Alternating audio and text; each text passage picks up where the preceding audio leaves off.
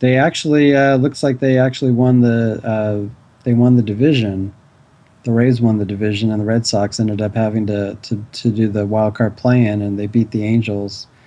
And then the Red Sox swept the A's, and but got were stopped by the Rays. And yeah, I mean, I don't know. So many other teams made splashes in the off season that Yeah.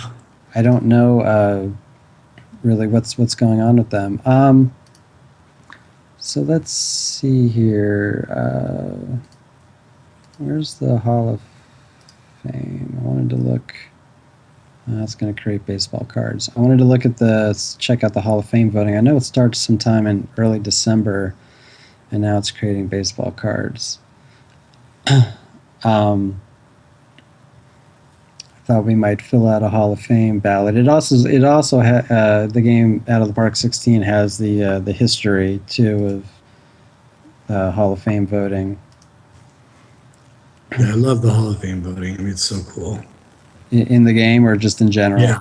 No, I mean in the game. In real life, it's such an awesome debate, and but to be able to thaw out your own and out of the park is really cool too. Yeah, exactly. To kind of have your own say in the Hall of Fame, and of course you can always turn on commissioner mode and take players out or put players in or whatever you want to do, huh? Yeah, and you can make your plaques. So that's something cool here too. Is that um, a lot of people something that hasn't been seen a lot. So we've got these nice plaques now that are similar to what you see in Cooperstown, which is pretty cool. So you've got your player picture, and of course, if you have an actual picture in there, you're going to see that, and then who they played for. So which is kind of cool. Gary Carter, Washington Nationals. Okay. I don't know what happened there. But I will. Here's that voting history, so you can kind of see that. So we could see kind of, it's got the voting history. How far back does it go? We go all the way back to the original back in 1936, and so you can see. Boy, so it's kind of funny when you look at these percentages. It's like there are always those curmudgeons, aren't there, who don't vote for a guy, right? Like Babe Ruth got 95%. Like how could you, like, who are those 5% of the voters? Like, no, I'm not going to put him in. Right. Yeah. like Ted Williams and I don't. Hank Aaron. Yeah, I don't know if did anyone ever get 100%? Nope. No, I think that's a good. If I'm not mistaken, I think 98 might be the record. I think Maddox got close to the record. I think. Yeah, Maddox got 97.2. Ripken got 98.5. But yeah, no one's ever gotten 100%, huh? Which is pretty wild. And it's pretty wild, especially when you go back to the beginning and to think, a guy like guys like Cobb and Ruth. I mean, Cobb got 98.2.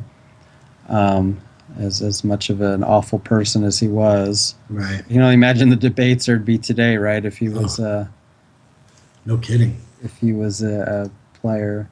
Yeah. I want to get to here we go. Hall of Fame voting. Okay, it has shown up. It shows up on December 6th. So we got 33 players on the ballot this year, which is pretty nice. And then you got to submit them before January 4th, so you have some time to kind of select some guys to put in. So what do you think, Steve? Do you want to fill out a ballot? Who do you want to put in? I actually lost my screen. You lost your screen? No, you can't see it. Yeah, somehow I lost my screen. Anyone out there have any suggestions? I was kind of looking at the comments earlier. Ross glowed for the Hall of Fame. So says Jordan. I don't know about that. And Zaxel wants Jim Edmonds to get some votes. Can I just tell you a quick aside on Jim Edmonds? This will make you laugh. Yeah, no, please do. Definitely. One of the jobs I'm doing right now is I'm working for NASCAR on Fox. And the other day, last weekend, they were in California. And we got a list of the celebrities who are going to be at the race. And we wanted to make sure we put some of them on our show because you want to have celebrities on your show whenever you can. And so we had our camera guys out. Hey, if you see any celebrities, shoot them. And there was this real pretty girl walking, so camera takes a shot of her, and we thought she was one of the models who was supposed to be there. And we looked, and we weren't sure and everything. And I just happened to look up, and I'm like, that guy she's holding hands with, that's Jim Edmonds. And it turns out it's his wife, who's now going to be on one of those Real Housewives shows. Right. And we knew the Real Housewives were supposed to be there because they were on our list. He just, being the wife or being the husband of one of the wives, he was at the race with her, so it was kind of funny. Oh, I see. Ramon Martinez is on the ballot, but yeah, no. Sorry, Ramon. It's kind of funny how Pedro was so dominant, but Ramon just similar genetics, but not quite the same. Right. That's probably the other Ramon Martinez. Is that the other Ramon? Am I the fielder? No, this is the pitcher, the 88 to 2001. Yeah, I guess you still can't see your screen. No. Yeah, I'm not sure why he shows up here. Yeah, because he's been gone for a while. But I think we'll put Jason Kendall in. What do you think? Sure. There's a guy, 3-time All-Star. But yeah, another one of those situations. I've got Griffey, Trevor Hoffman, and Mike Piazza on my ballot right now. So let's see if anyone has any suggestions in the chat room. Someone's got Larry Walker. That's a good one. Bagwell. Yeah, Bagwell. Julio Franco. Bonds. I'm not going to do Bonds because. Sorry, people. Yeah, I don't really have a problem with Bagwell. This isn't really a sortable thing, unfortunately. But kind of something I think we should probably add at some point is a way to kind of sort this by various things. Well, we should put our friend Kurt Schilling on there just because he's our buddy. He's a fan of OOTP. Oh, yeah. He likes us, and you can argue about his Hall of Fame credentials, but he's our friend, so why not? Let's put him on there. I'll tell you what, Kurt was awesome last night on ESPN. The Cubs spring training game was on, and they had Theo come in the booth, and he had a great discussion with Theo about Chris Bryant and whether Chris Bryant should be in the major leagues to start the season. Really good discussion. What did Kurt think about that? I mean, Kurt said if he's not in the major leagues, and you're not going into the season with the 25 best players, in the Chicago Cubs organization. And Theo was kind of on the ropes with it, and I mean, but it's Theo. He's very good at what he does, and he said, "Hey, I was with the Red Sox, and Dustin Pedroia didn't do it, Jacoby Ellsbury didn't do it, John Lester didn't do it, Clay Buchholz didn't do it." He just went down the list. Hanley Ramirez didn't do it. He said when Hanley first came up, Hanley had a spring training where he was our best player, and I didn't have him on the team because he needed to go to the minors and finish the course that we had set out. So, but it was a great discussion because they laid it out there and said this guy should be in the major leagues, and Kurt was very strong about it. Huh. That's interesting. I know there's all that talk of all the Super 2 stuff too, right? Which I don't even know all the specifics of how the whole Super 2 thing works. But that's kind of one of the issues, right, with teams not necessarily wanting to bring someone like that in. Yeah, I mean, that's the huge issue right now. I mean, that's the big thing is, do you put him in the major leagues, or do you put him in the minor leagues for 2 weeks when his Super 2 goes away, and then you get a whole nother year of contract time where he's yours? If he starts in the major leagues, they lose that year, and he becomes a free agent a year earlier. Right. So we've gotten to the Hall of Fame voting results, and Griffey, Piazza, and Trevor Hoffman are in. Nice. The other candidates we voted for, Bagwell and Schilling, were 4th and 5th in the voting. They didn't quite make the cutoff. Bagwell at 71.5%, Schilling 61.6%, and then it kind of drops off pretty steeply from there to Tim Raines, Roger Clemens, Jim Edmonds, Barry Bonds, etc.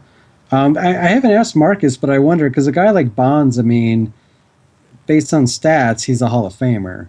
But of course, he's got that whole cloud hanging over him, and I don't know if the game kind of factors that in or not. I should ask him sometime. That would be kind of interesting. Yeah, that's a great question because if it's a number based thing, he's a Hall of Famer. Right. Roger Clemens has 320 wins. Right. Exactly. Yeah. Another one who's pretty much a lock based on the numbers, but based on the other stuff.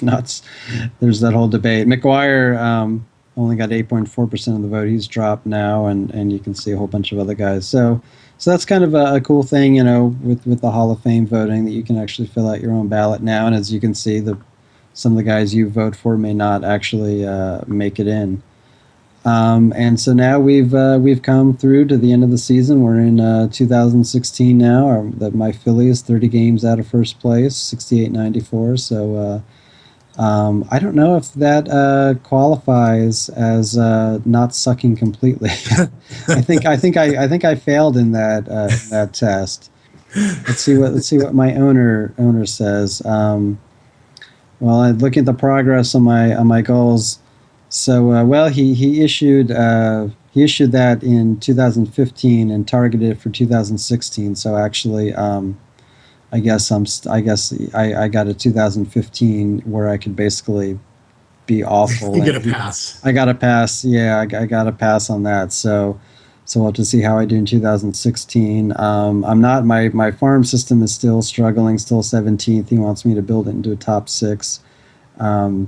He wants me to improve my draft record as well, bring more drafted players to the team, and then, of course, long term by 2020, get back to the playoffs. So we'll have to see what happens. We're not going to keep simming here. But so that's pretty much our look at Out of the Park Baseball 16. I kind of wanted to, I know people have read about all the new features and seen screenshots and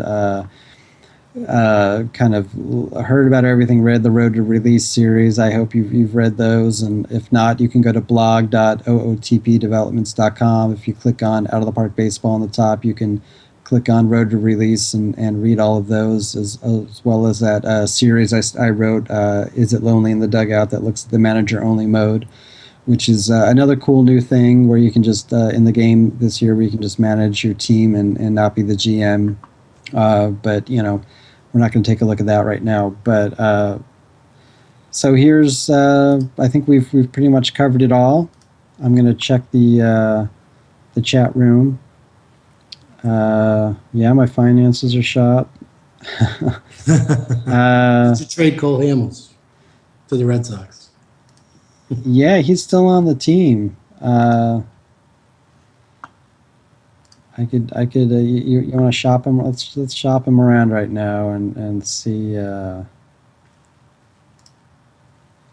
what kind of offers we get for him. Nobody's offered a trade for Cole, huh? That's interesting. Maybe his trade value has diminished a little bit. I don't know. No one wants to trade for Cole right now. 14-10 the 2015 though, with 3.76 ERA. Well, okay, Steve, I'm gonna let you go. I know it's late on a Friday evening where you are on the East Coast, but I really appreciate you taking the time to kind of hang out with us and tell your stories. And while we kind of take a look at Out of the Park Baseball 16, do you want to kind of add anything? Anything else you want to talk about? No, I mean, it's just thank you for the opportunity. I'll talk baseball whenever anyone asks. So, right. It's been a pleasure for me. And, like I said to you before, I mean, the game is just, it's incredible. And, it's being a baseball guy, it's everything you would want in a game. I mean, it's just incredible. Right. Yeah. I mean, that's the whole idea, is to just, target those people who just love nothing but baseball. They don't want to press a button to swing a bat or throw a pitch. Yeah. They just want to run a team and just kind of do their thing. So cool. Yep. Awesome. Yep, thank you very much. Yeah, thanks for joining us. Someone has a question. Any future improvements planned for 3D ballpark view? Yeah, so we're going to definitely do that. As Jordan said, it's always improving, and that's something we'll keep improving.